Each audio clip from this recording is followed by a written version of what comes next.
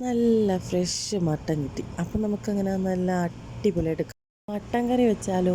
വൃത്തിയാക്കി മഞ്ഞൾപ്പൊടി ഉപ്പ് ഇട്ട് മാറ്റി വയ്ക്കുക. പാത്രം അടുപ്പിൽ വെച്ച് ഉലുവ ഇടുക. എണ്ണ ഒഴിച്ചതിന് ശേഷം എല്ലാവരും ഉലുവ ഇടുന്നു. ഞാൻ ഉലുവ ഒഴിച്ചതിന് ശേഷം എണ്ണ ഒഴിച്ചു. ഉഷാക്കെല്ലാം കരിഞ്ഞു പോയി, കുഴപ്പമില്ല, നമുക്ക് അഡ്ജസ്റ്റ് ചെയ്യാം.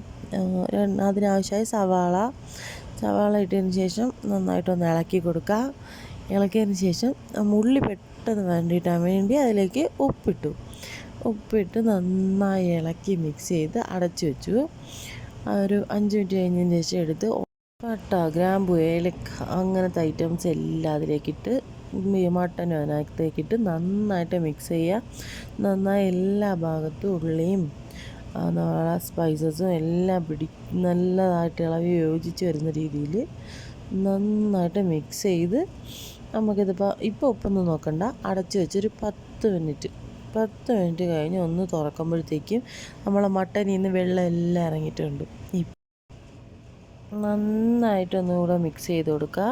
എന്നിട്ടൊരു 10 മിനിറ്റ് കൂടെ അടച്ചിട്ട് നമുക്കൊന്ന് തുറക്കാം. അപ്പം മൊത്തത്തിൽ ഇപ്പോൾ 20 മിനിറ്റായി. ഇതുവരെ ഞാൻ വേറൊന്നും ഇട്ടിട്ടില്ല, സ്പൈസസും ഇട്ട് ഉള്ളിയിലിട്ട ഉപ്പേ ഉള്ളൂ. ഇപ്പോഴൊന്നും ഉപ്പ് നോക്കാൻ സമയമായിട്ടില്ല. പിന്നെ നമുക്കിതിലേക്ക് 2 തക്കാളി ചെറുതായിട്ട് സ്ലൈസ് ചെയ്തെടുത്തതിന് ശേഷം അതിട്ട് കൊടുക്കുക. പിന്നെ ടൊമാറ്റോ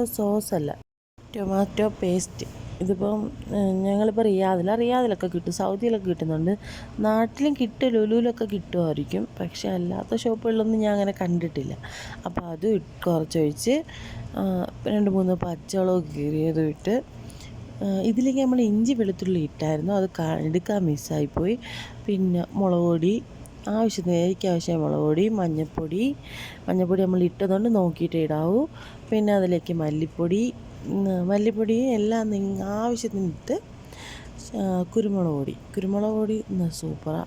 എരിക്കനുസരിച്ച് കുരുമുളക് പൊടി ശകലം കൂടുതലിട്ടാലും വലിയ പ്രശ്നമില്ല. ടേസ്റ്റ് ഇഷ്ടമാണെങ്കിൽ, പിന്നെ കുട്ടികൾക്കൊക്കെ കൊടുക്കാനാണെങ്കിൽ എരി കുറച്ചിട്ടുന്നതായിരിക്കും നല്ലത്.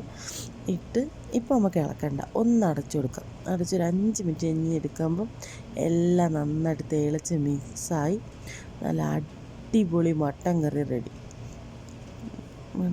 പിന്നെ ഇതിലേക്ക് കുറച്ച് മല്ലിയില നമുക്ക് ഇട്ട് കൊടുക്കാം, ഒരു ഫ്ലേവറിന് വേണ്ടി.